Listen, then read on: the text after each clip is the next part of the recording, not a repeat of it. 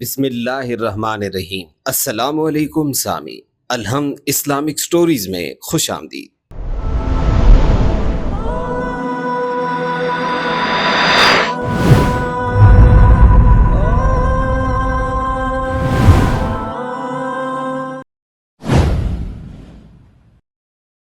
اسی عرصہ میں حضرت طفیل بن عمر رضی اللہ تعالی عنہ جو نہایت شریف اور اپنی قوم کے سردار تھے، آپ صلی اللہ علیہ وآلہ وسلم کی خدمت میں حاضر ہوئے اور اسلام کی بدیہی حقانیت اور آپ صلی اللہ علیہ وسلم کے اخلاق کو دیکھ کر مسلمان ہو گئے اور عرض کیا، یا رسول اللہ صلی اللہ علیہ وآلہ وسلم، میری قوم میں میری بات مانی جاتی ہے، میں جا کر ان کو بھی اسلام کی دعوت دیتا ہوں، مگر آپ اللہ تعالیٰ سے دعا کیجئے کہ میرے ساتھ کوئی ایسی کھلی ہوئی علامت ظاہر کر دی جائے جس کے ذریعے میں ان کو اپنی باتوں کا یقین دلا سکوں۔ آپ صلی اللہ علیہ وآلہ وسلم نے دعا فرمائی تو اللہ تعالیٰ نے ان کی پیشانی پر ایک ایسا نور چمکا دیا جو اندھیرے میں ایک نہایت روشن چراغ کی طرح چمکتا تھا۔ جب طفیل بن عمر اپنی قوم کے پاس گئے تو یہ خیال ہوا کہ کہیں میری قوم اس نور کو کوئی مصیبت اور بیماری نہ سمجھے اور یہ نہ کہے کہ اسلام قبول کرنے کی وجہ سے مجھ پر مسلط ہو گئی ہے، اس لیے دعا کی کہ یہ نور آپ کے تازیانہ میں آ جائے۔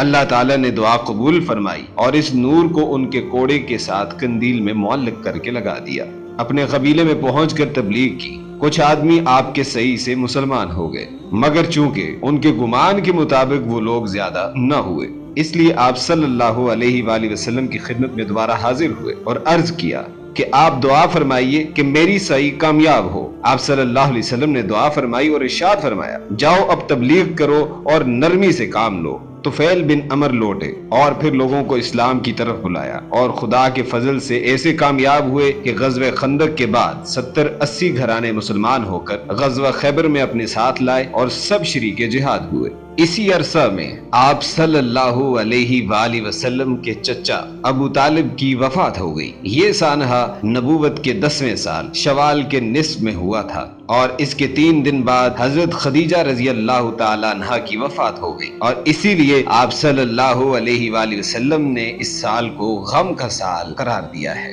ابو طالب کی وفات کے بعد قریش کو موقع مل گیا، آپ صلی اللہ علیہ وآلہ وسلم کی ایذا رسانی میں کوئی دقیقہ نہیں چھوڑا۔ جب آپ اہل مکہ کے اسلام قبول نہ کرنے سے مایوسی میں آنے لگے تو اسی سال شوال کے مہینے میں زید بن حارثہ کو ساتھ لے کر طائف چلے گئے اور اہل طائف کو کلمہ حق کی دعوت دی اور 1 ماہ تک متواتر ان کی تبلیغ و ہدایت میں مصروف رہے، مگر ایک شخص کو بھی قبول حق کی توفیق نہ ہوئی، بلکہ ظالموں نے اپنے شہر کے چند اوباش لوگوں کو سنکا دیا کہ آپ صلی اللہ علیہ وسلم کو تکلیف پہنچائیں۔ یہ سنگ دل بد نصیب سرور کائنات صلی اللہ علیہ وسلم کے در پہ ہو گئے کہ شان رحمت للعالمین مانے نہ ہو تو اس کو ایک جنبش لب میں ان کی ساری بدمستیوں کا خاتمہ ہو سکتا تھا۔ طائف اور طائف کے بسنے والوں کے نام و نشان صفحہ ہستی سے مٹائے جا سکتے تھے۔ ان بدبخت لوگوں نے آپ صلی اللہ علیہ وسلم پر پتھر برسانے شروع کیے جن سے سرور عالم صلی اللہ علیہ وسلم کے قدم شریف زخمی ہو جاتے تھے۔